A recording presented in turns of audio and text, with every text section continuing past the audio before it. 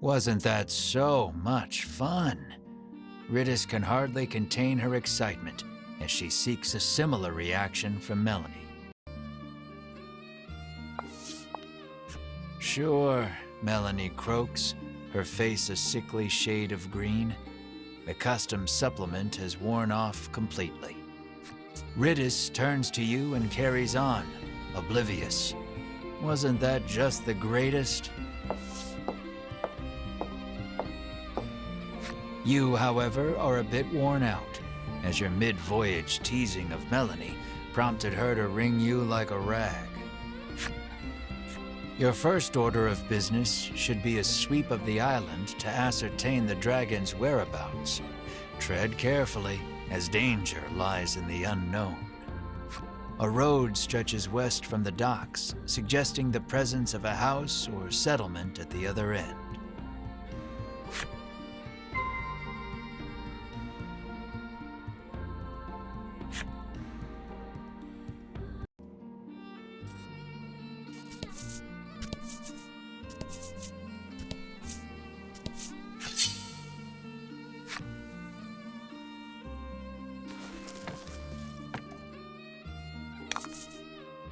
Don't hold back.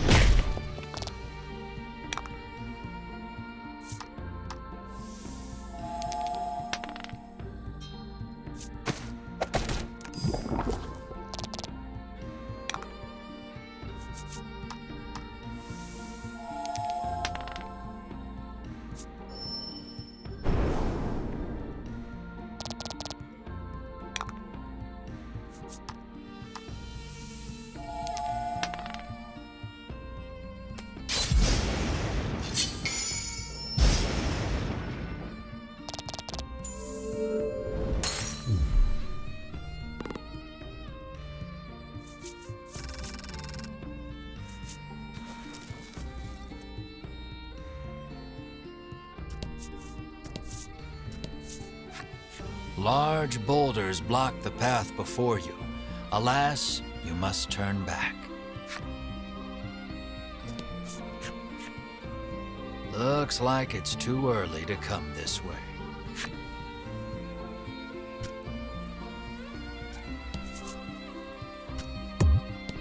You won't be able to climb that mountain.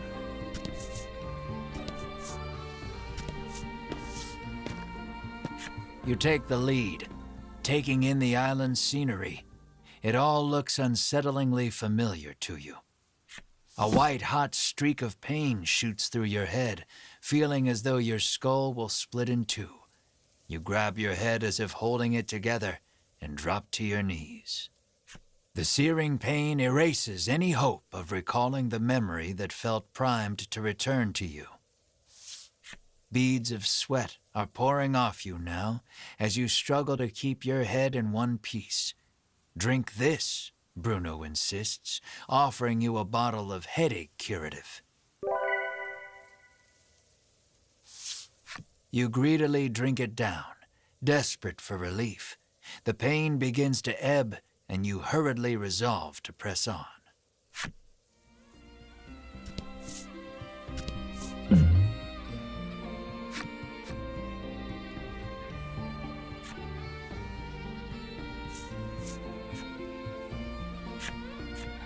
You're in luck. I have some rare items for sale, she remarks, lining up some goods before you.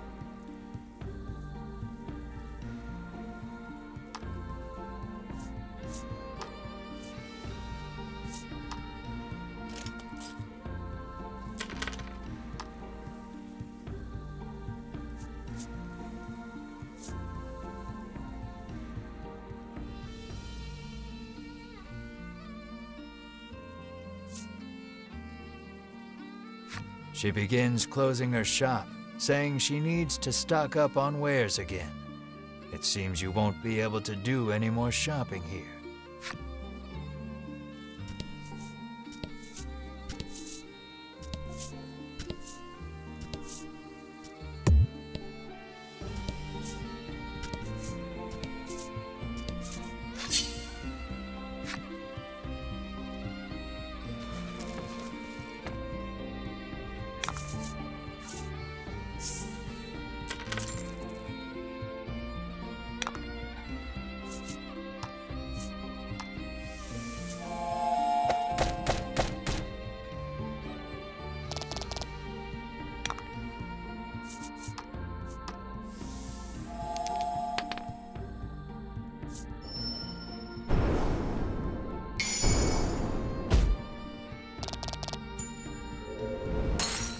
Excellent.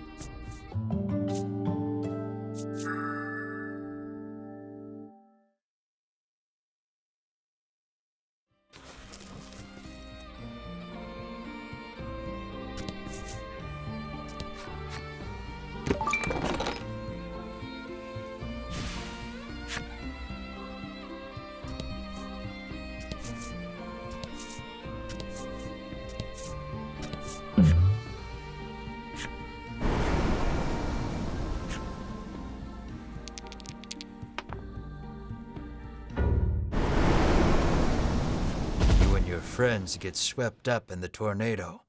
By the time you escape it, you're battered and bruised all over.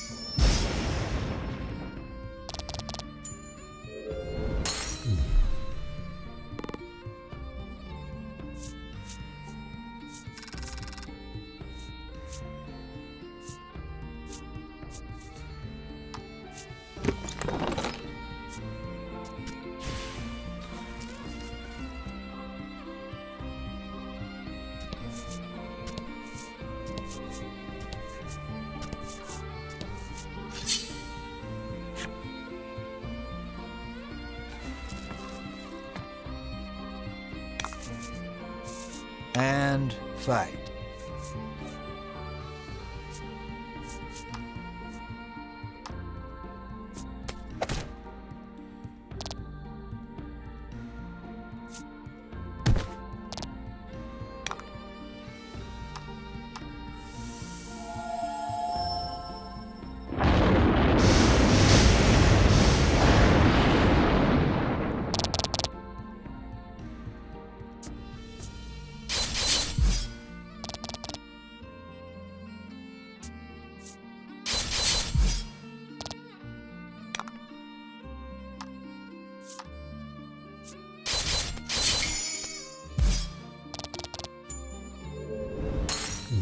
Fortune favors the bold.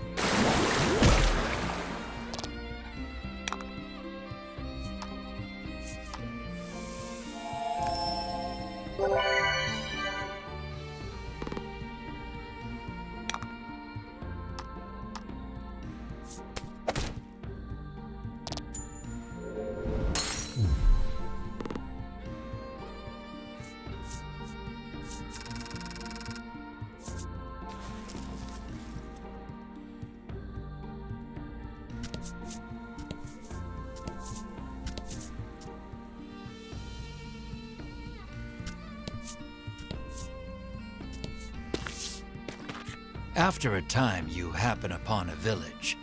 This place, you mutter unconsciously. Perhaps he is as anxious as you are about this place. You two okay? Melanie asks. You open your mouth to reply. Only to notice the ambush a moment too late. Repel the monster attack.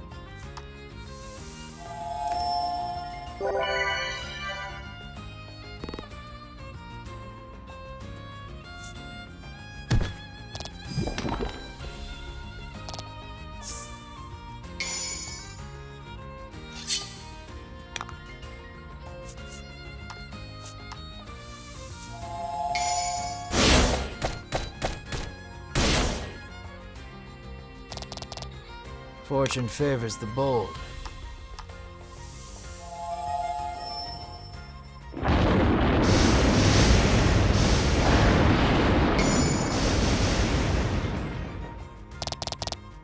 Excellent.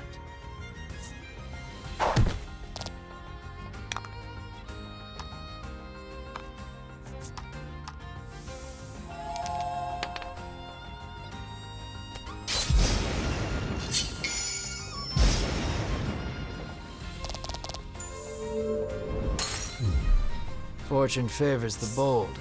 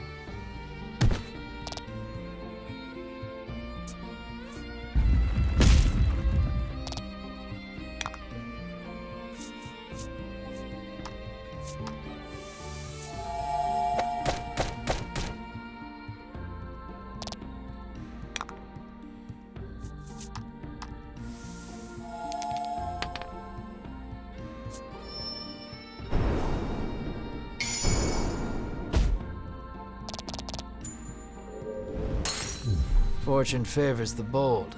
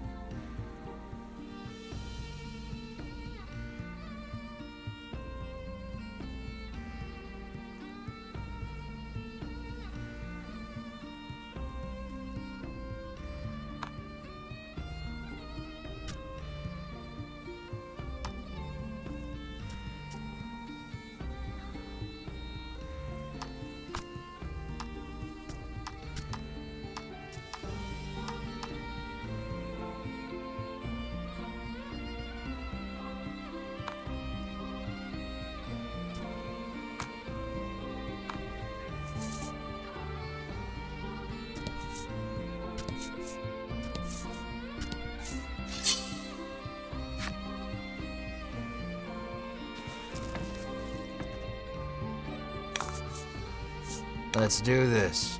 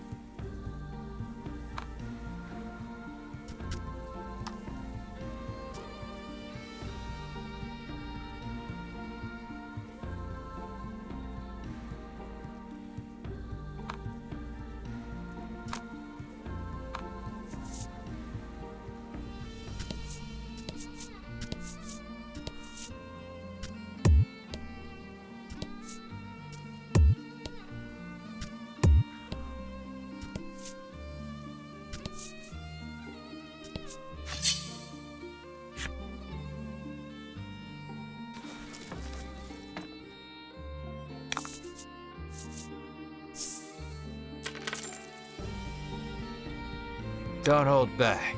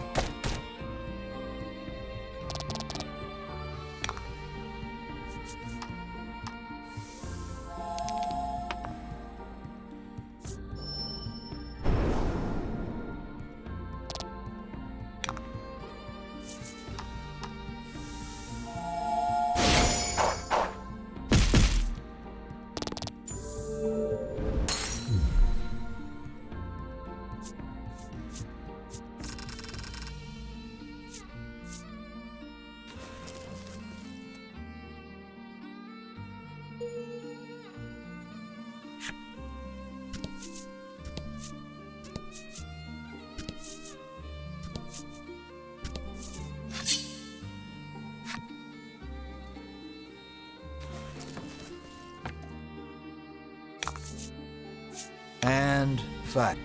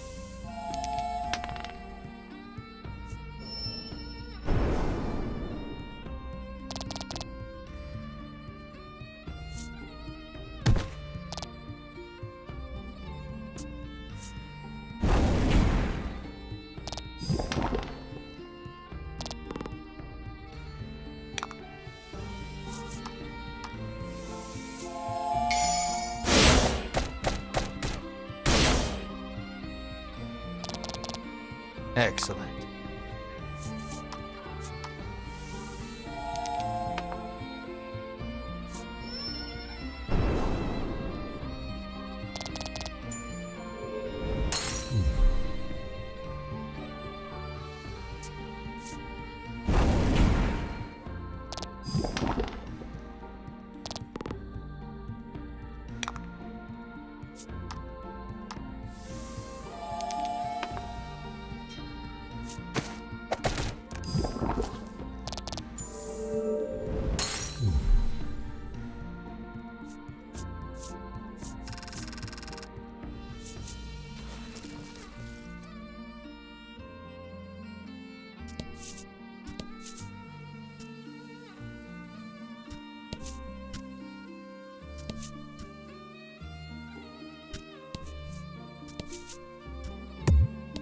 Not even a rock climber could get up those steep cliffs.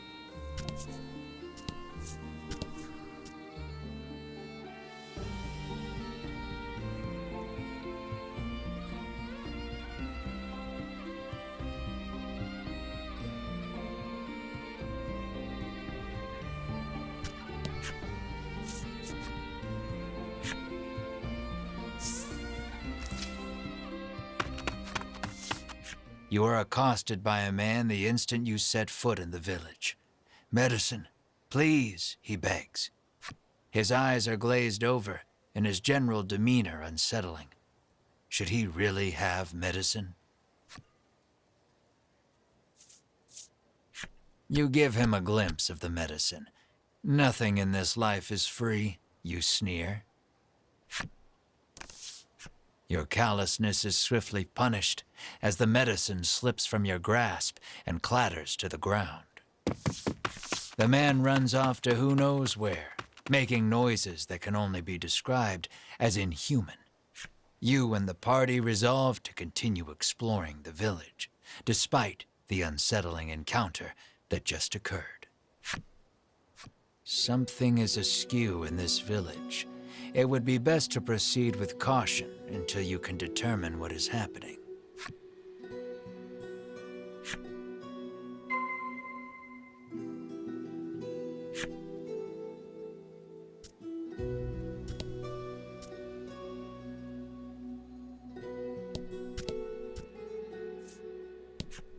The man glares at you, clutching tight to countless medicine bottles in his hands. He insists that they all belong to him and refuses to share them with anyone.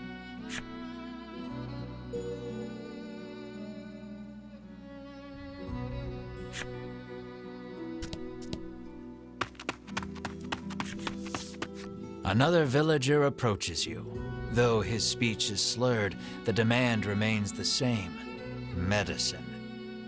This villager is also behaving strangely. Will you acquiesce to his request? Ridis briefly reveals the medicine under her cloak. "Nothing in life is free," she says, clearly mocking your earlier blunder. Her fun is short-lived, as she too loses her grip on the medicine. Karma is cruel and indiscriminate. You could not help but notice the groans of "medicine, sweet medicine," as he fled. Something's not right in this village, Bruno mutters, clearly worried.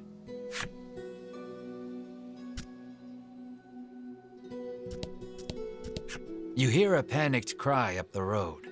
Stay with me. Focus on me. That can't be good. You must fancy yourself quite the eccentric coming here, the innkeeper drones, as if incensed by your very presence. Stay if you want to stay, the innkeeper continues, utterly disinterested in even attempting to sell you on a room.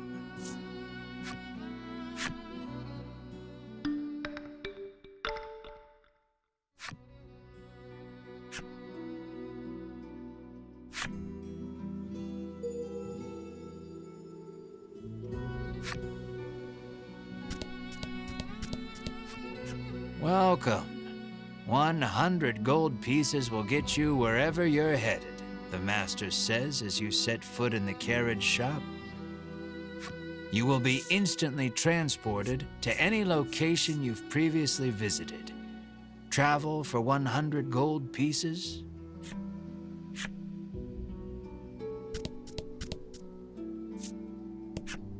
The old man sighs, saying he lost both his son and grandson to the medicine.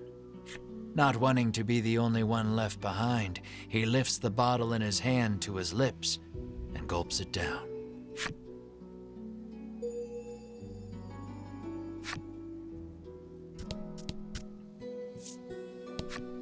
You ask the villager about the dragon. The headman can help you if you're in some trouble, she retorts, doubling over to empty the contents of her stomach onto the street. Dozens of empty medicine bottles litter the ground in front of this woman.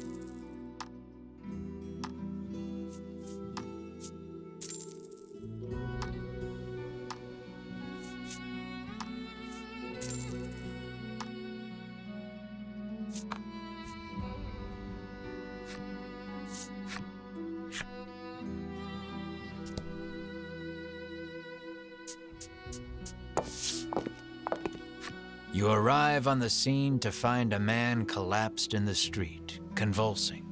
Another man kneels over him in an apparent attempt to provide comfort and care.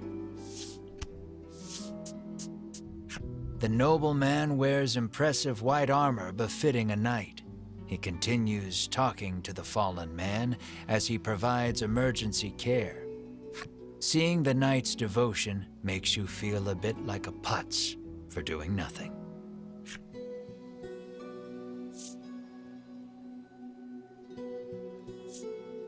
You ask Bruno to provide some of his custom supplement. He furrows his brow and solemnly shakes his head. The villager is now clawing at his own face with his fingernails, crying out for medicine. Blood, as black as tar, begins oozing out of his eyes, ears, and mouth. It proceeds to leak from every orifice imaginable. The convulsions subside. Within moments, the villager lies still. A horrific thought makes itself known. This is the first time you have witnessed the death of a fellow man. Even in a world where medicines and elixirs can cure most any ailment, none are safe from death's icy grip. And as well you know, that which is dead can never return. Your mind goes blank. You drop to your knees in shock.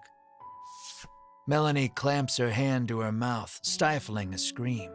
Ridis shakes uncontrollably. The knight hangs his head. Bruno nervously asks, "What are you doing here?" The knight's name is Sherwin. He identifies himself as a member of the Ivory Order. His travels brought him to this village where he has been caring for the ailing residents. His face contorts in disgust.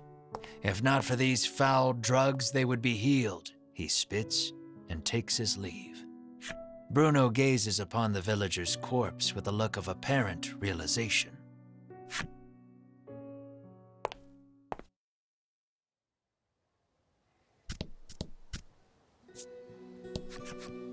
A man approaches you as you wander through the village. "Spare a bit of medicine?" he asks genially. He sets about convincing you that your kindness will be returned tenfold if you just give him a little from your pack. His silver tongue would put even the best salesman to shame. You reach for a bottle of medicine, completely taken in by his pitch. Bruno stills your hand. "I wouldn't do that if I were you."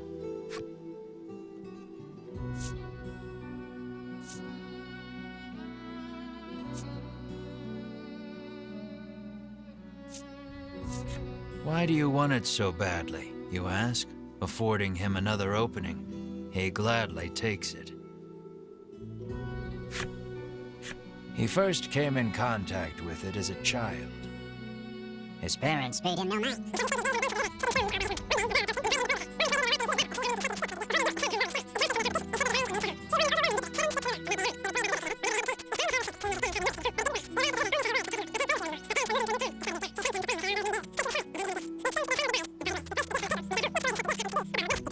And never since forgot its wonderful taste. You are fully invested in this story, and desperate to give the man some small comfort in this cruel, cruel world. You're primed and ready to hand it over. I've heard better sob stories, Melanie says dryly, having somehow absorbed the man's story, despite the blistering speed in which he delivered it. Bruno thinks you'd better not, but you're not so sure. You heed Bruno's warning and return the medicine to your pack. The man's shoulders droop and he shuffles off out of sight. He appears to have dropped something peculiar in his haste.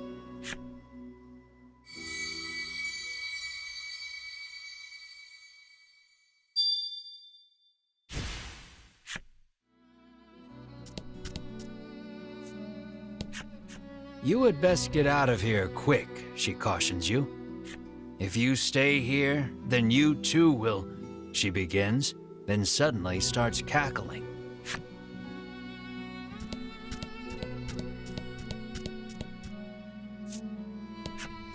You hail the villager, only to receive a blunt, "Go bother the village headman with your chatter," in return. The villager turns to face the wall once more, and smacks his head against it repeatedly. His forehead is soon covered in blood.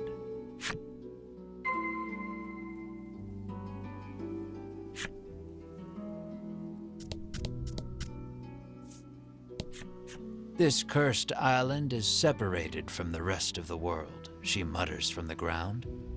I heard that outsiders call this place Mount Medica, she remarks, then throws the empty bottle in her hand to the roadside. This is the game parlor. Come play cards, the boy at reception calls.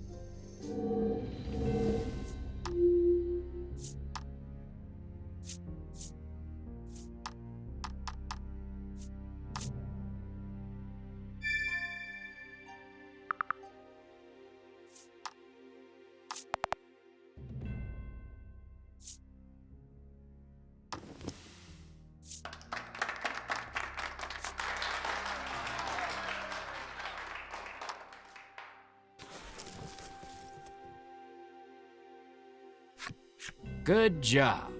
The boy praises you, proffering a gift in commemoration of your first win.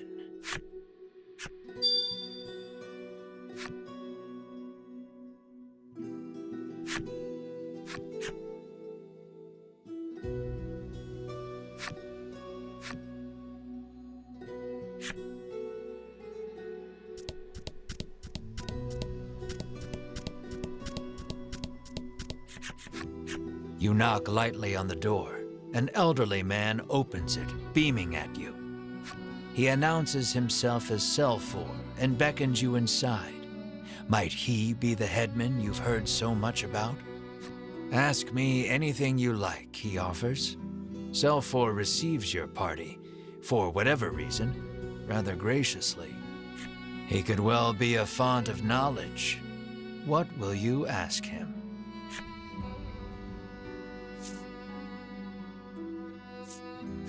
You ask if he has seen the dragon. Why, yes, he says. He returned to this island just the other day.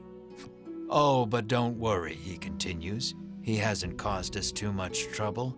Needless to say, this does not comport with your understanding of the dragon. You notice Melanie lift an eyebrow at his use of the word returned. At any rate, the dragon's presence on the island is confirmed. You quietly celebrate the first credible lead you've yet received. You make mention of the village's eccentricities.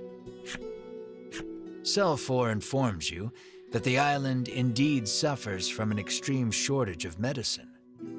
He apologizes for the villagers' incivility.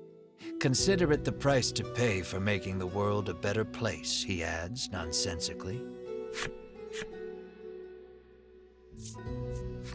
You ask if he is the one in charge of the village. It's true that the villagers call him their headman, but I feel compelled to correct the record and state that my official title is overseer. Your questions satisfactorily answered. You thank Selfor and turn to leave. He asks you to stop. We have yet to discuss the terms of your living here, he declares.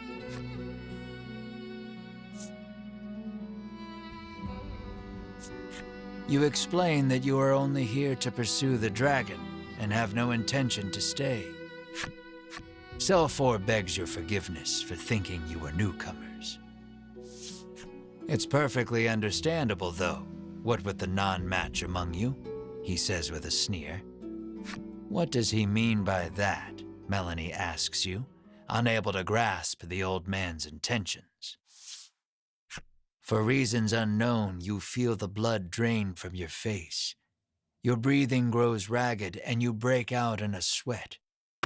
We're done here, you say defiantly, as you storm out of the house. Mar runs after you, chirping frantically. Melanie and the others give chase, but you and Mar are well out of sight by the time they make it outside. The two can't have gone far, though. It may be best to first search the village.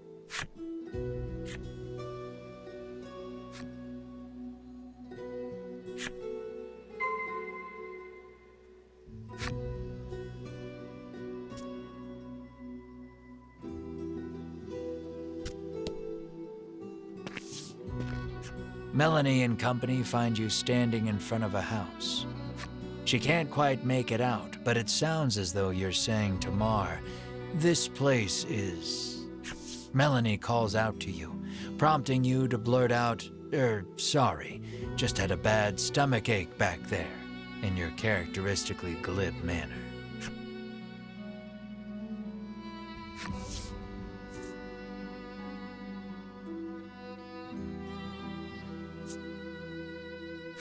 She surveys you both and sees two haggard travelers unwilling to admit they're in need. "Are you sure you're all right?" she asks, concerned. "Fine, absolutely fine," you tell her, perhaps too eagerly. So you were worried about me, you shoot back. No, I wasn't, she replies, her face reddening.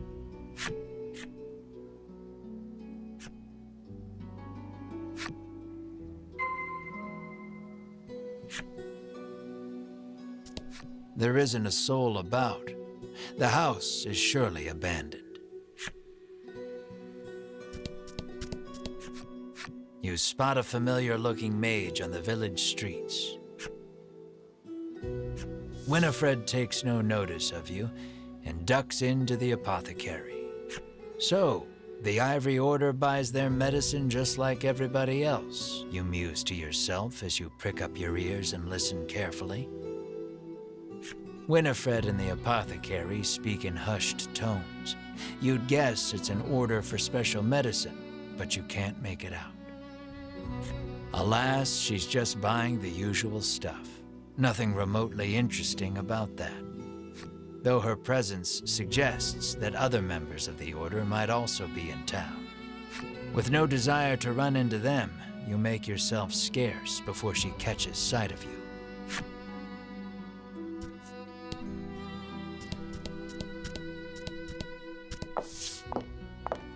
You spy the very people you were hoping to avoid, gathered near the village gate. The last thing we need is a confrontation, you mutter, spying them from the shadows. Why are we always hiding? Melanie hisses under her breath. Two members of the Order are speaking with Sherwin. Given how deferential they appear to be acting toward him, you hazard a guess that he's their superior. Have you determined the dragon's location? Sherwin asks. Hedwin launches into his report. The dragon appears to be occupying the volcano. I suggest we move to capture him immediately, he counsels. Now who should appear but Winifred, fresh from her shopping excursion. Preparations for our journey into the volcano are complete, she reports, handing Sherwin a bottle of something. Splendid. Sherwin walks off and out of sight, the other three following close behind.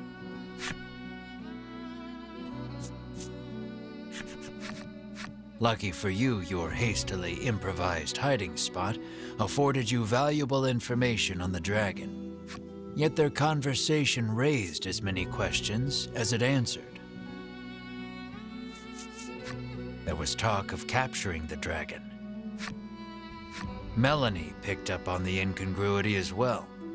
The Queen ordered the dragon killed, she reminds you.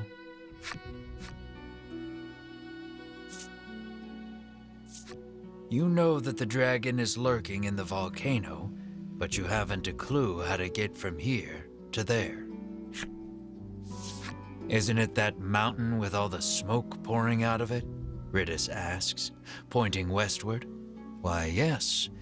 That sure does look rather like a volcano.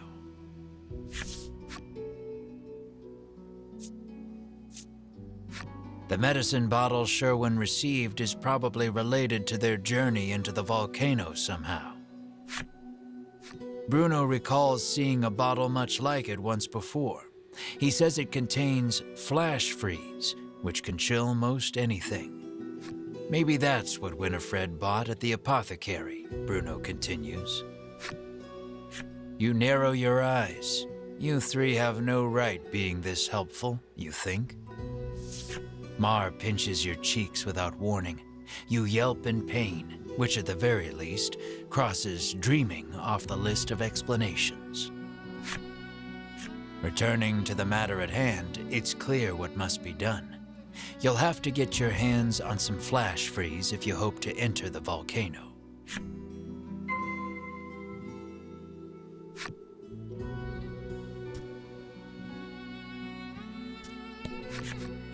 Happen to have any flash freeze for sale? You cheerily ask the apothecary. She flashes a wry smile. How do you steady the roiling magma's flow? She asks cryptically. The meaning behind the question is utterly lost on you. She needs a password, Melanie mutters over your shoulder. The answer, then, would be the password. So, how do you steady the roiling magma's flow?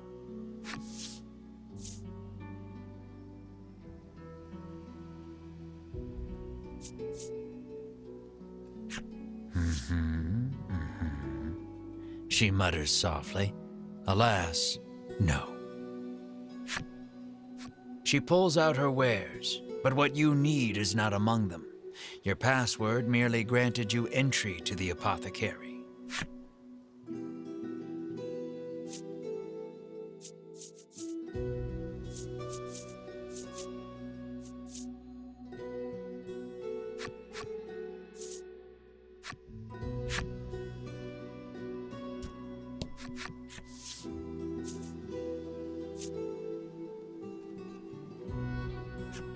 Ah, yes, you'd think so, she says, as if turning the answer over in her mind. But you'd be wrong.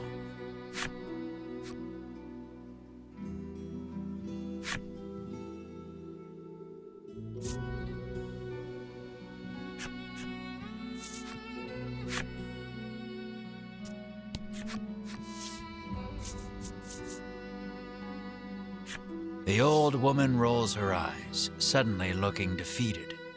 How did you know the answer? Did someone tell you? She mutters bitterly.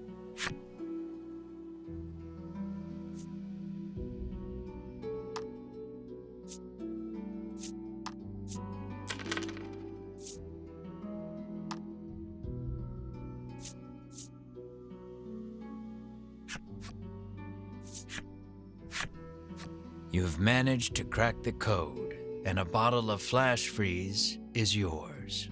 At last, you are ready to enter the volcano.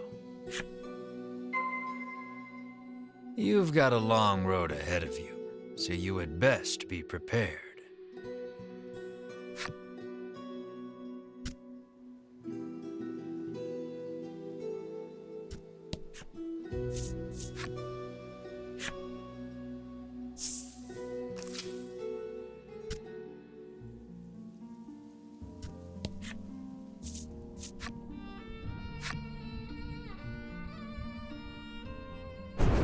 The heat of the volcano engulfs you the moment you set foot inside. Of course, the dragon is hiding out here. Guess it's as good a place as any to corner him, you reason with yourself, trying to keep your spirits up.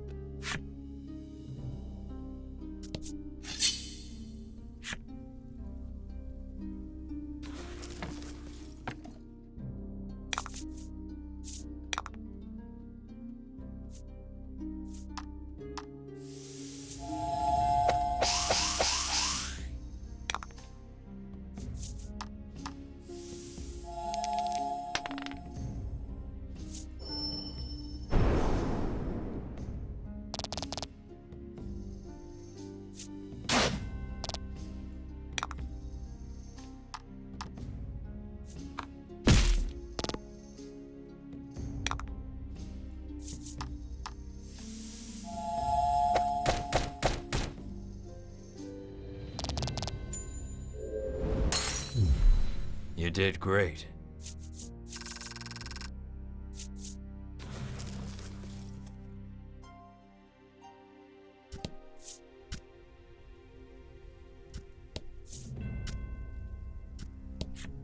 Crossing this river of lava won't be easy. Here's how you cross a lava river. Bam! You open the bottle of flash freeze and pour some into the raging river of lava. The lava instantly hardens, forming a bridge of rock.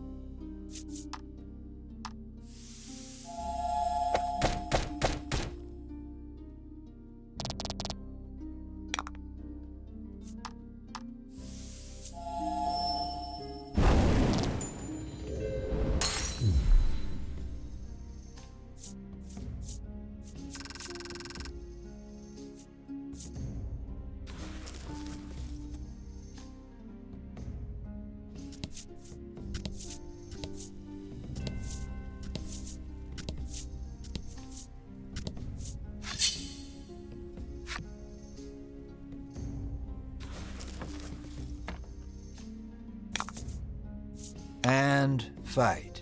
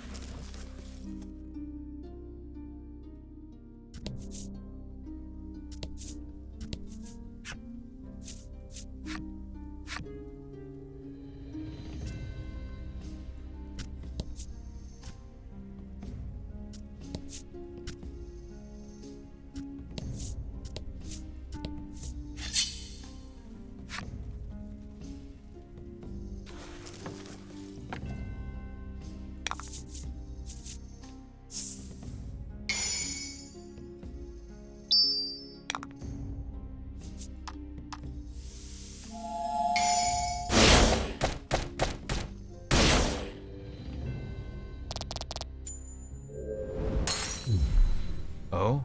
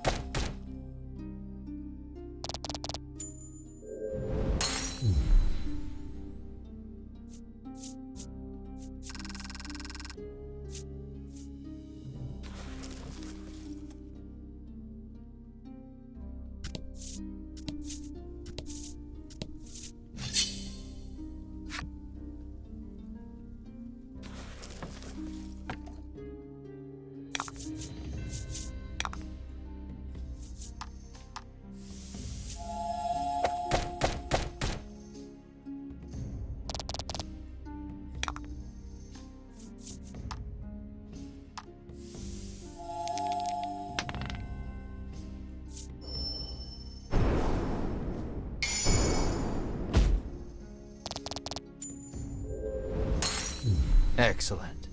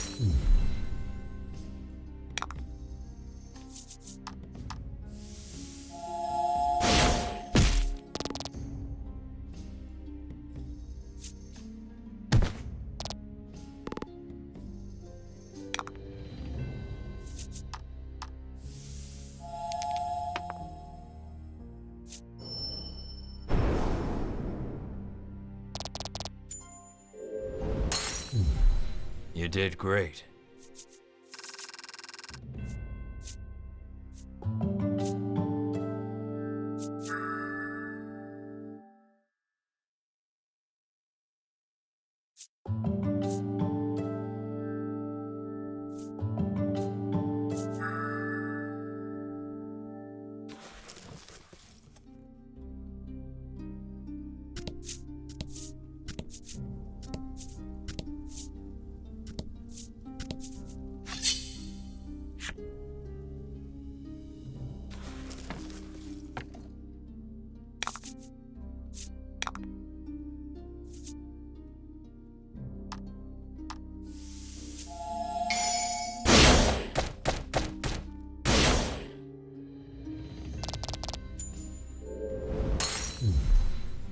Good work.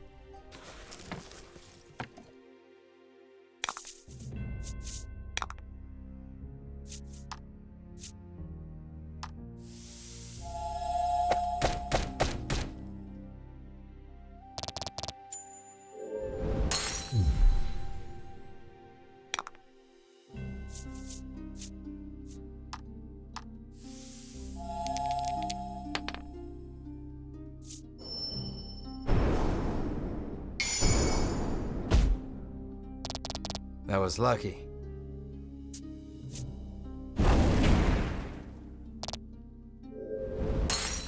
Ouch.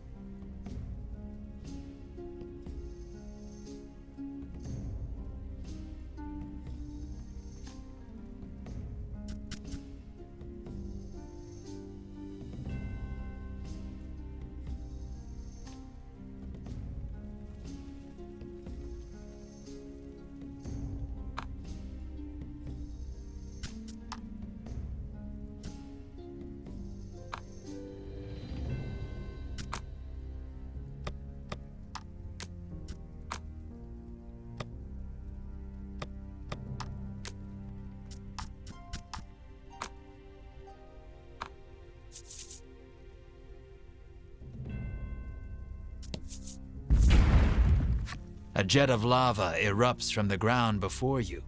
You escape injury by the skin of your teeth, but the path ahead is now blocked.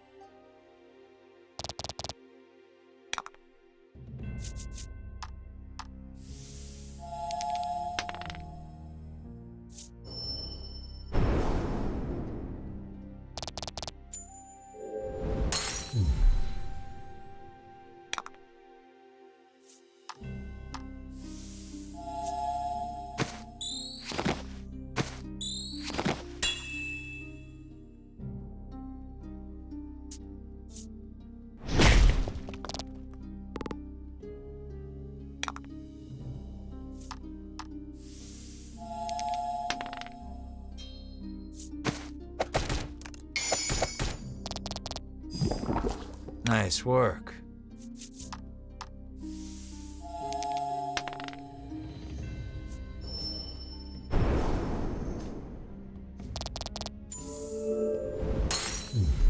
Good work.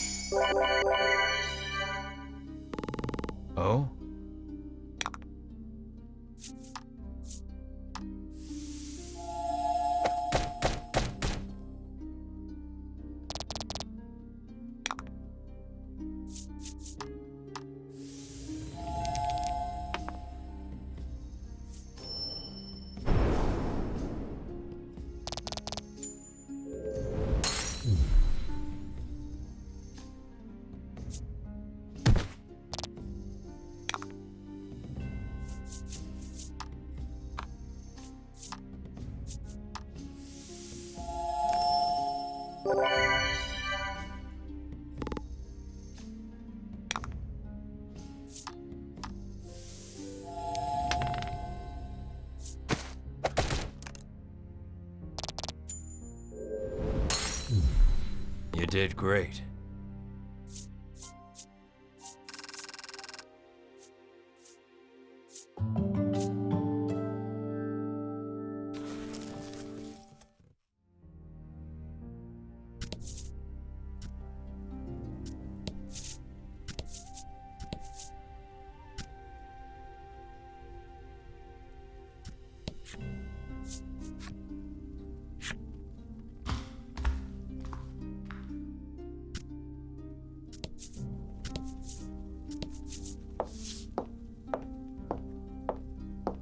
You can't help but chant, "It's hot, so hot," every couple of steps, as if conjuring a spell.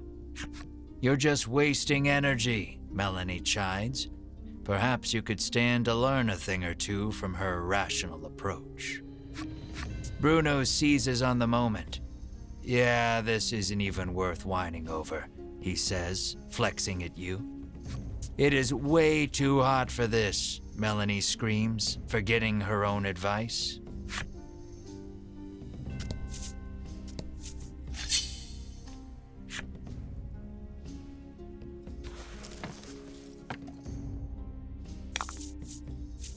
And fight.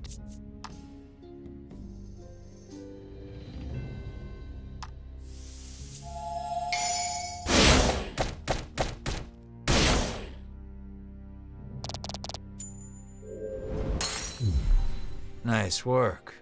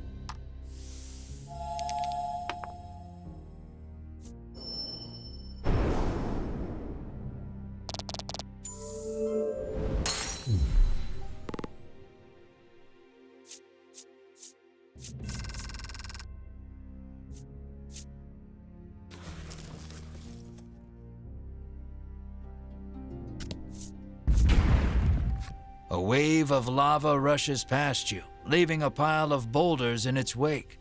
You take a fortunate but ungainly fall backwards, but sadly you must find another route now.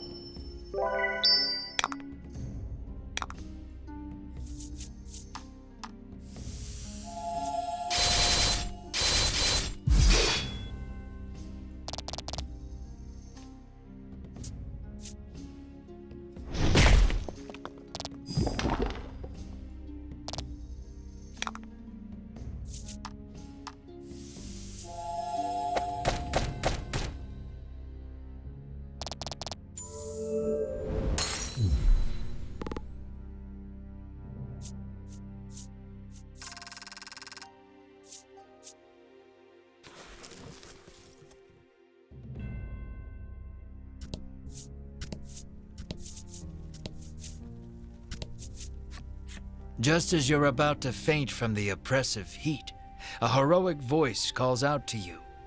You turn and watch with wide eyes as beads of sweat glisten over his muscular body, only snapping out of your reverie when he asks if you're okay.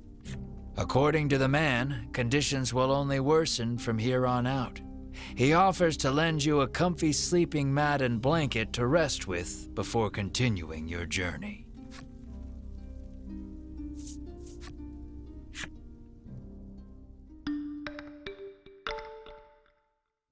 Your party is fully recovered, but now your body reeks of sweat. You thank the man before heading on your way.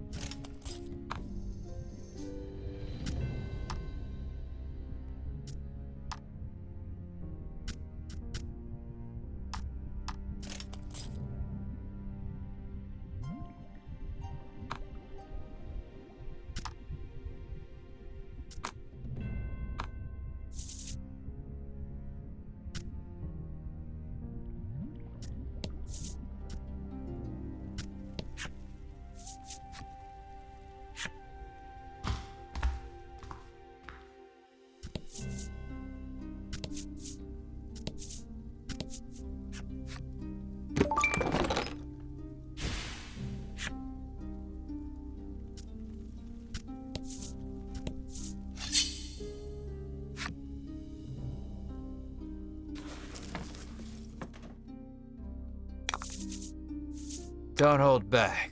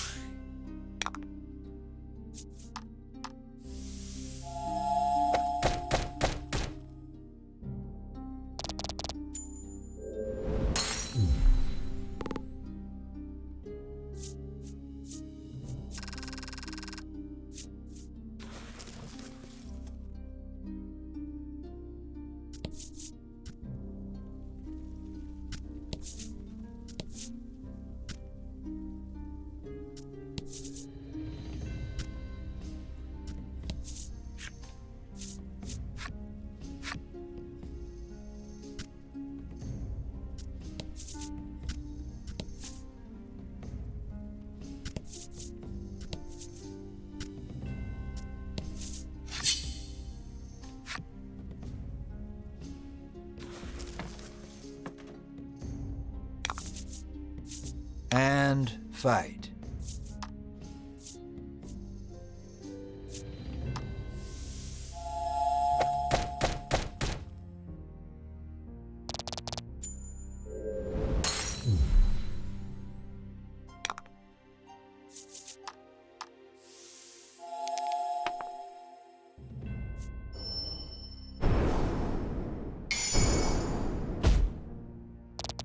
Excellent.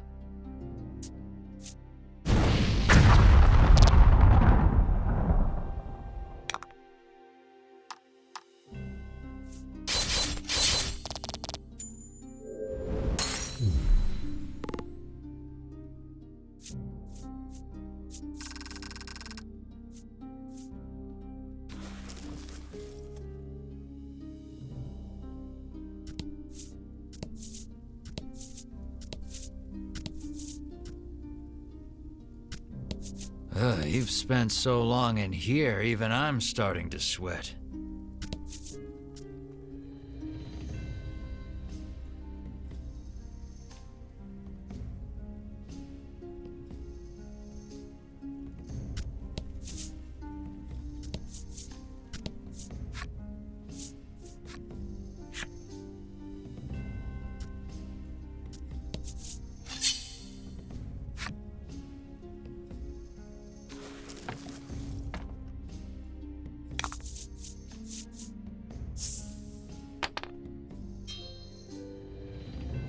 Don't hold back.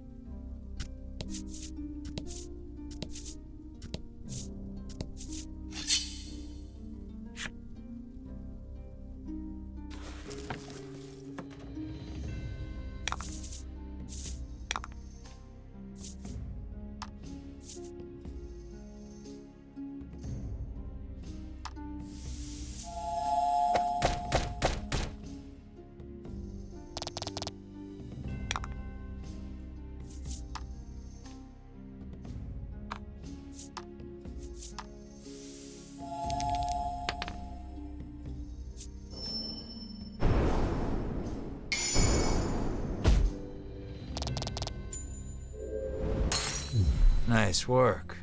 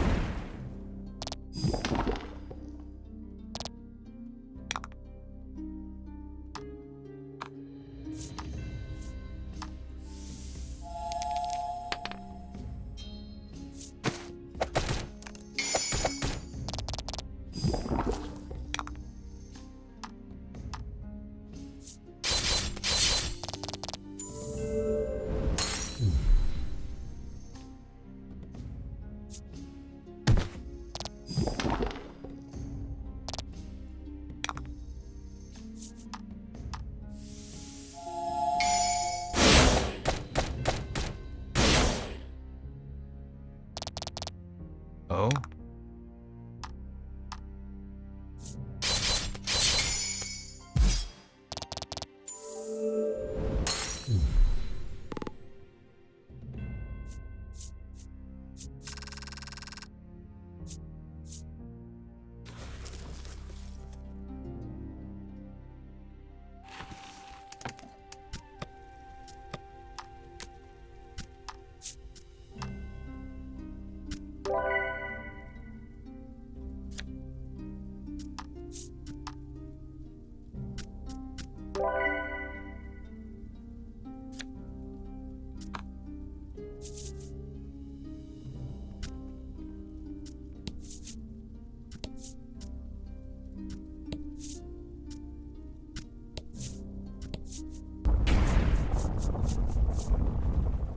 The rocks give way to a rush of lava. You just barely manage not to fall in. Time to find an alternate route.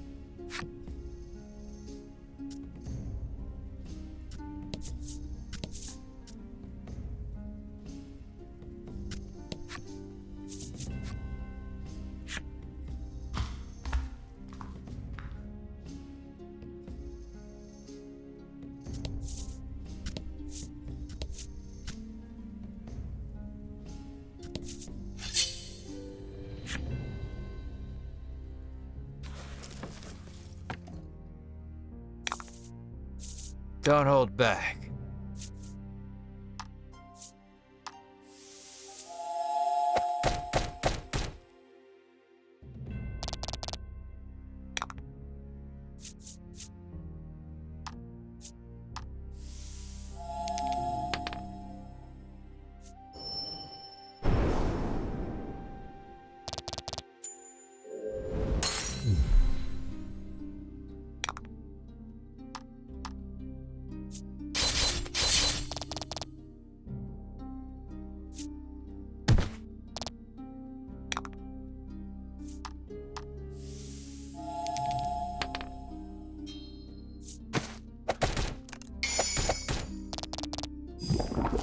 That was lucky.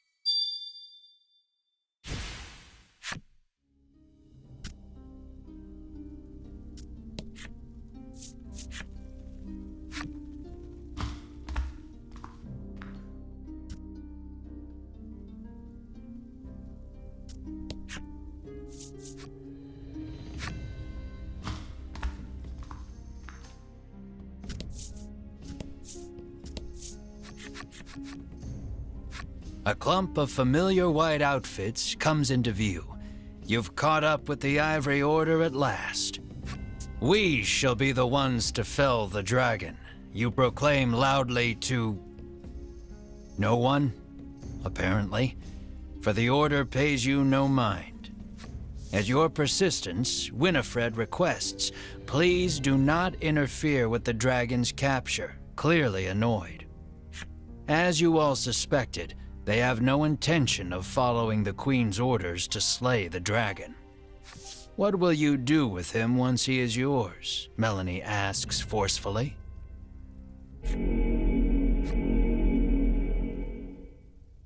But her answer shall have to wait. The lava bubbles and swirls as monsters leap out onto the rock before you. It would seem the only way out is through.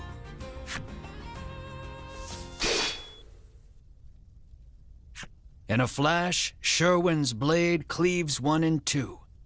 Clearly, he has earned his rank within the Order. Keep moving, he bellows, leading his companions deeper into the volcano. The remaining monster turns toward you, eager to avenge its fallen friend. There shall be no avoiding this battle.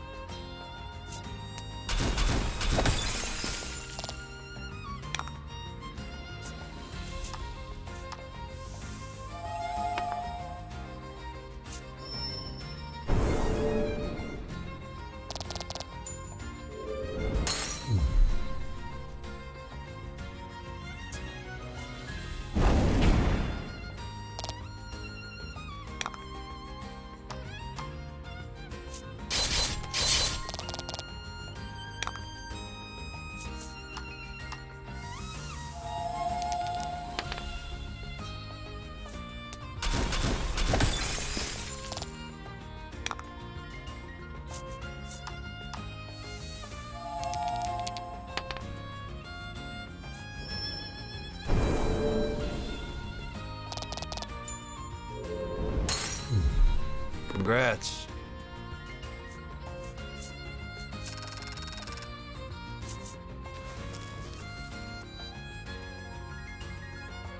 You escape with your lives, but the Ivory Order has put some distance between you. All your efforts will be for naught if they reach the dragon before you do. You hurry the party onward.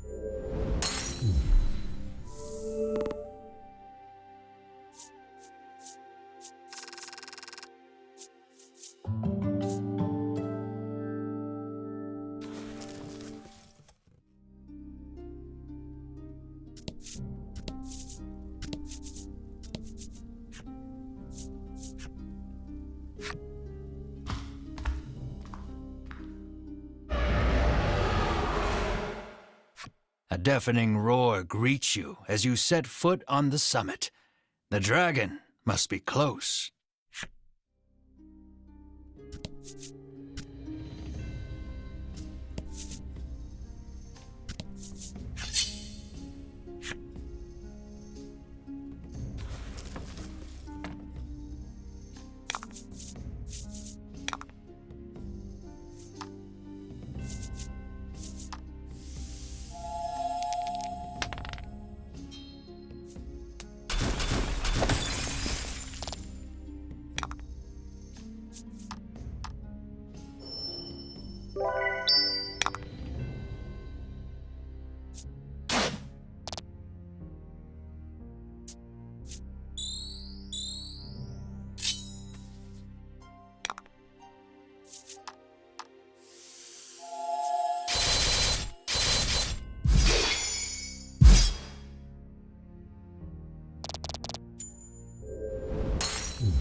was lucky.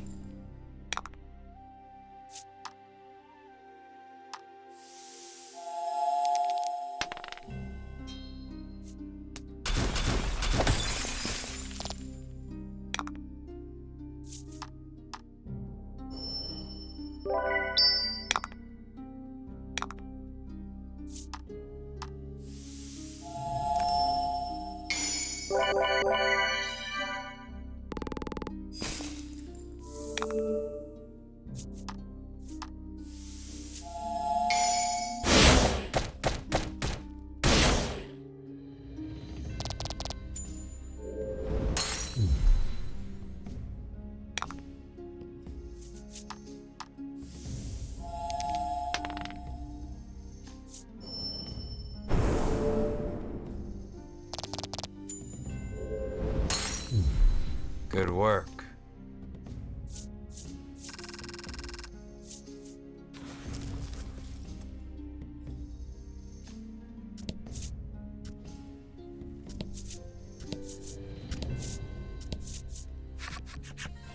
You reach the caldera only to find the dragon and the Ivory Order members locked in battle.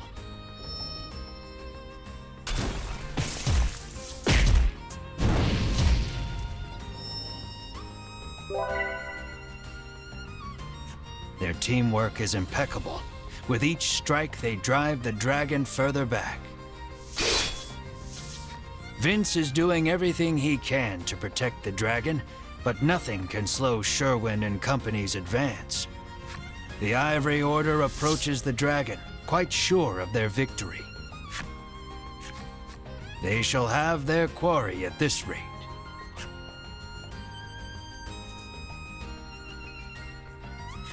You cannot stand idly by. You thrust yourself into the midst of battle. We'll be the ones to collect the bounty on the dragon's head, you yell. What vulgar ambition, Hedwyn says with a sneer. Hedwyn and Winifred each keep one eye on you as they begin incanting a spell to hold the dragon in place. Without warning, the dragon slams his tail against the ground. Cracks in the earth form beneath his feet. The rock beneath the Ivory Order gives way, sending them tumbling down below. You surmise the fall wasn't far enough to kill them, but they won't make it back here anytime soon. The dragon spreads his wings and flies towards the caldera. This may be your only chance to slay him without the Ivory Order interfering.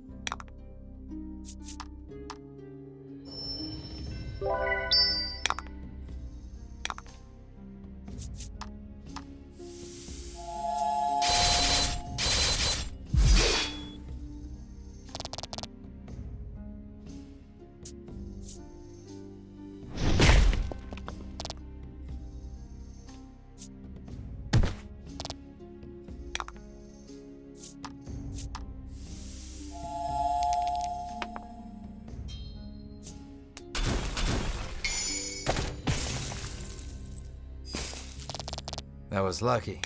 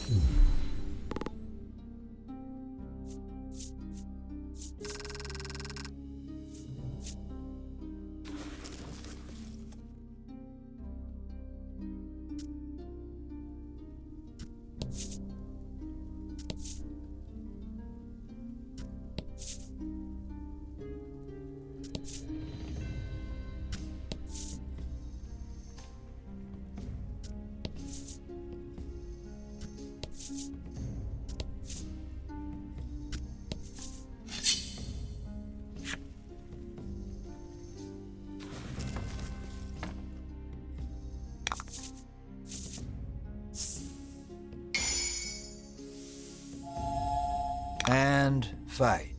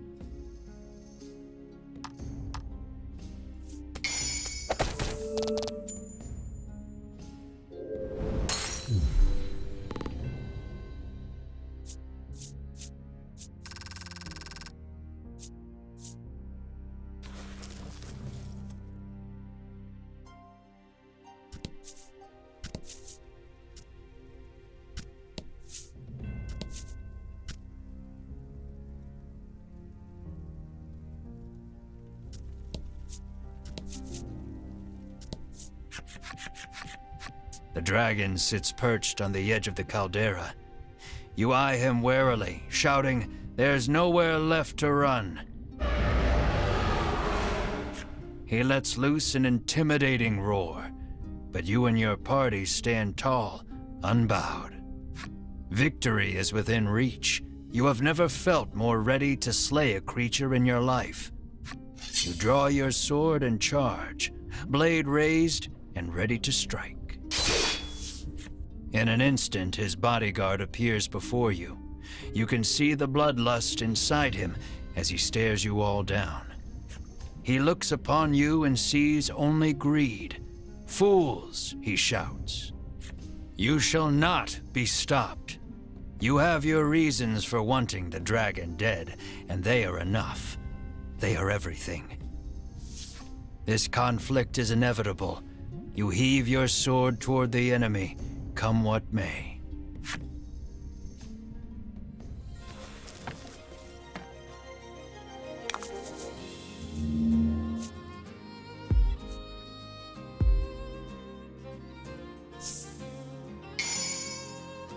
You can do this.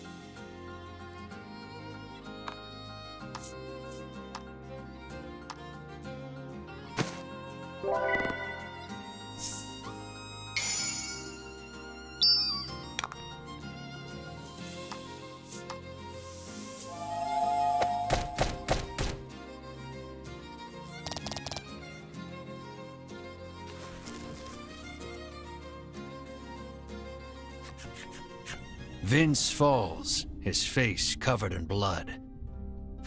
Why would you give your life to protect the dragon? Melanie asks sharply. Asks the one who has forsaken her own. What would you know of loyalty? Vince roars, consumed with rage. He begins chanting, no doubt preparing to cast a spell. No, that spell is forbidden, Melanie shrieks. It's too late. A stupendously powerful magic swirls out of the ether, enveloping them both. Vince turns to face you once more, his aura unlike anything you've felt before. You tighten your grip on your sword. There's no turning back now.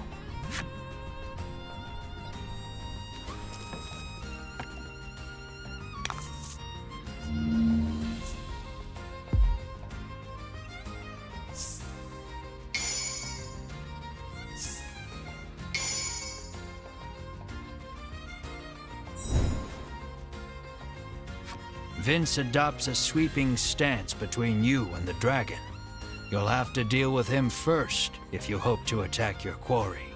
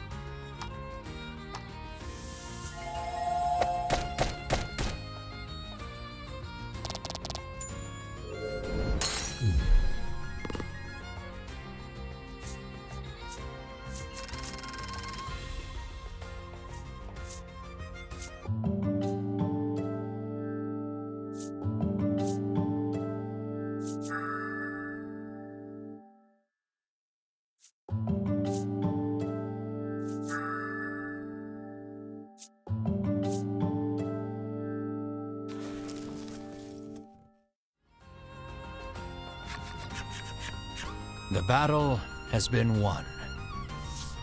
Tears stream down Vince's face. You watch him out of the corner of your eye as you turn your attention toward the dragon. Vince, undeterred by the wounds that now cover his body, rises to his feet and moves to protect the dragon one last time. Enough! The dragon speaks. He declares that he wishes to see further harm befall none. Then you ought not to have brought harm upon us, you shout, listing off the horrors you have heard on your journey. Vince, filled with righteous indignation, denounces each and every one as a lie. The dragon admits that your prowess in battle and willingness to pursue him the world over have earned you the right to hear the truth about this world. The dragon claims he shares a special bond with the medicine that helps people the world over.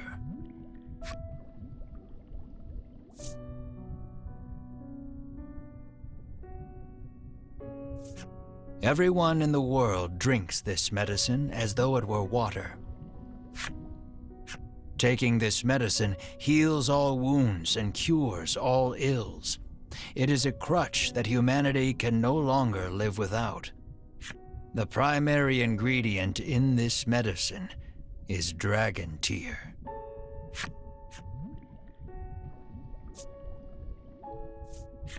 All those who succeeded in capturing the dragon in the past forced him to live a nightmarish existence on this island. They would stab him with several hundred spears. They would slice his scales off with their swords. Every day a fresh horror would visit him in the heart of the island, and every day he would cry out in pain. They then gathered up the dragon tear he shed and used it to produce their medicine. You cast your mind back over your travels, over all the people who sought the medicine and were saved by it. The mere thought that so much good was born of the dragon's torture makes your mind reel. You feel unmoored. No one moves, or so much as makes a sound. His words weigh on each and every one of you. The dragon claims he has grown weary of suffering for the benefit of humankind. And so, he intones, I beseech you, strike me down. You hear only hurt and fatigue in his voice. Comply, and you will fulfill the order that was given you. The riches you have coveted for so long shall be yours. But know that if you do, the medicine upon which people have come to rely shall cease to exist, threatening the very foundation upon which humanity was built.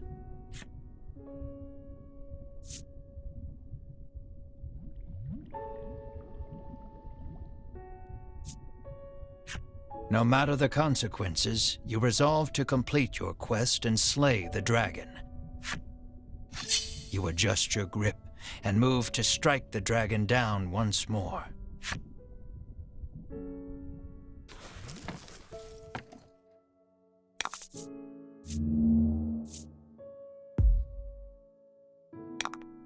It looks like it won't put up.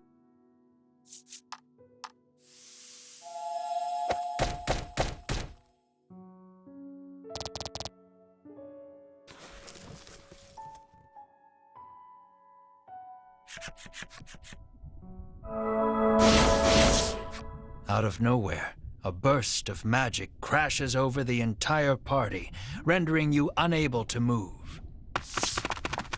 The Ivory Order have found their way back to the caldera and stand before the dragon once more. Sherwin stares the dragon down, fire in his eyes. At last, the world is safe, he says. Seize him at once, Edwin urges. With a nod, Sherwin approaches the dragon.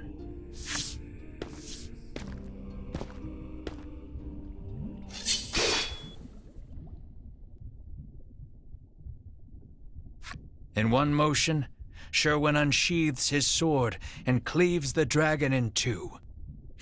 The dragon's lifeless corpse lurches backward before dropping over the edge into the caldera. What have you done? The others ask quietly, unable to comprehend Sherwin's actions. The earth shakes. The dragon's body seems to have energized the lava enough to spur an eruption. All that remains is to destroy that place, he hisses, and storms off with purpose. The remaining members of the Ivory Order are still in shock, but Hedwyn orders them out, and they flee out of sight. The volcano is about to erupt, and will surely take you with it. Melanie suggests the party take Vince as well, but he insists he remain here. He speaks his final request, his voice already fading. Dragon Tear is more powerful than you can imagine, he says, his voice weak and raspy. It could end this world. You mustn't let them use it. Stop them at all costs. Use the forbidden magic if you have to, Melanie. Vince's final pronouncement echoing in your head, you race to catch up to the Ivory Order. The eruption is imminent. The earlier tremors collapsed the passage you took to reach the caldera.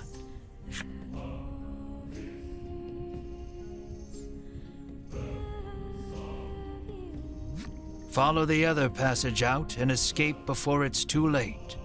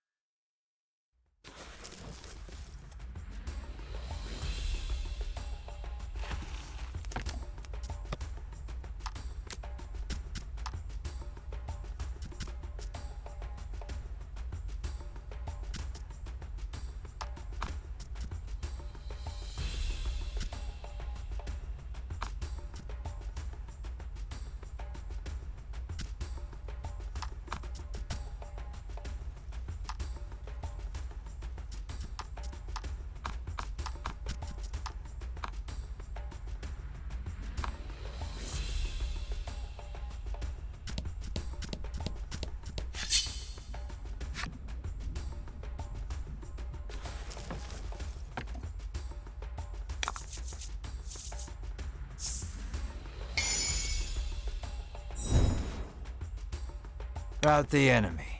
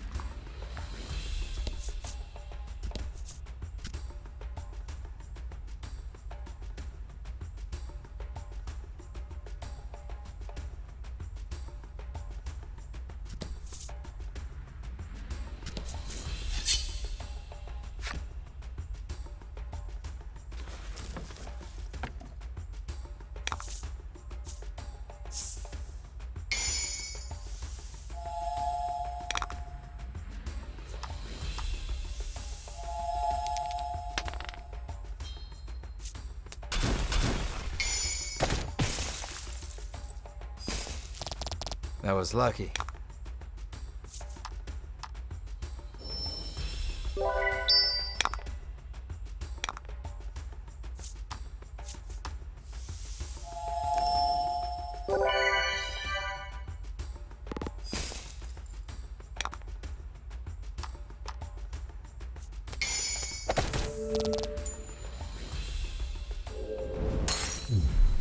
Congrats.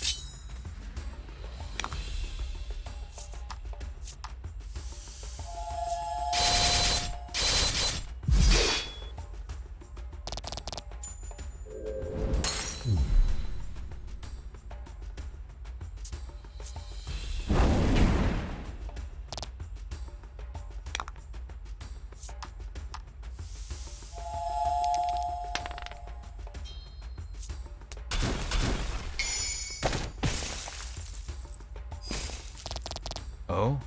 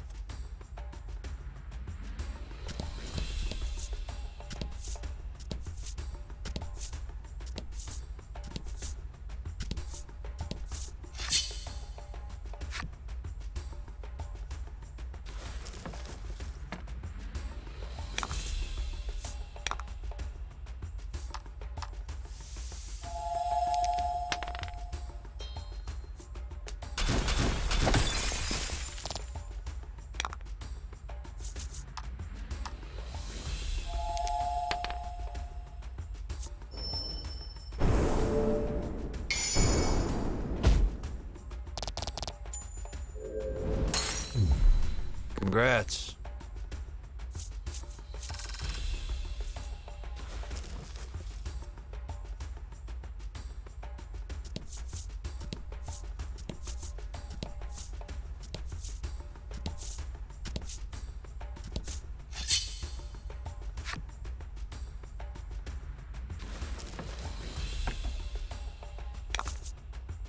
Rout the enemy.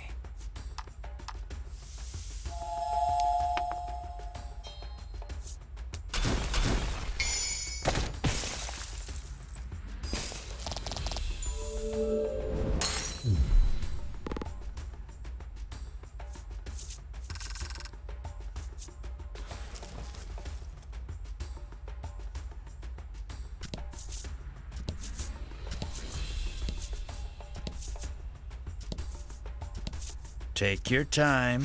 There's no need to rush yet.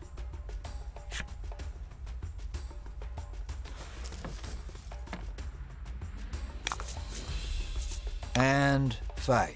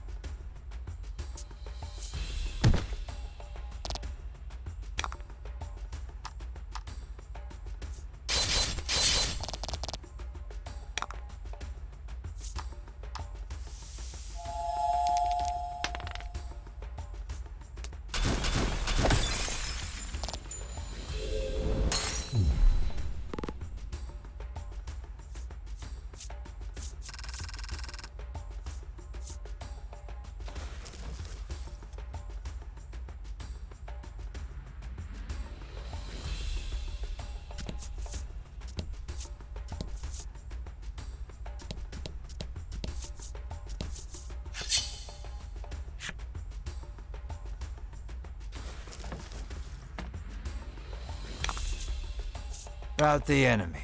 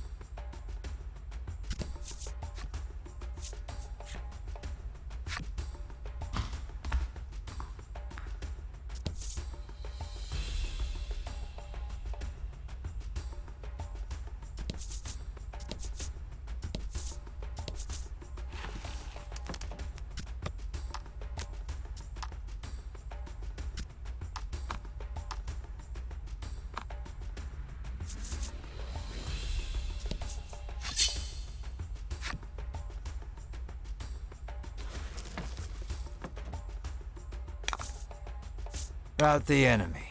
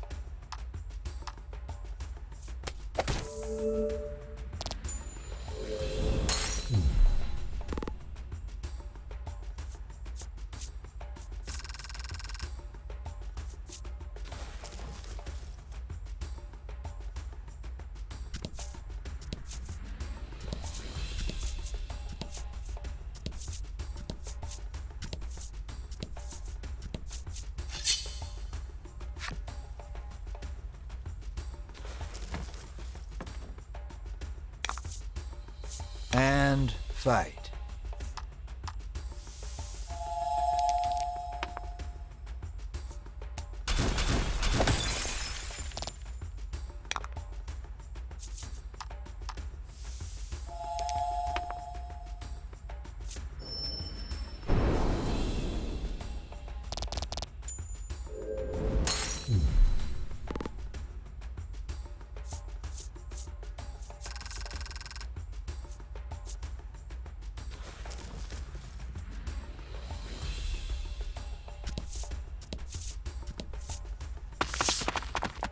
You're nearly out. The relief of knowing you may yet outrun the encroaching lava is immense.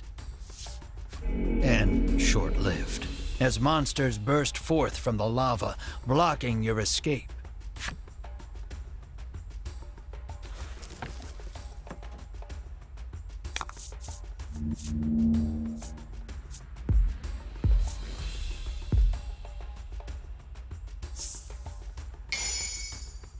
And fight.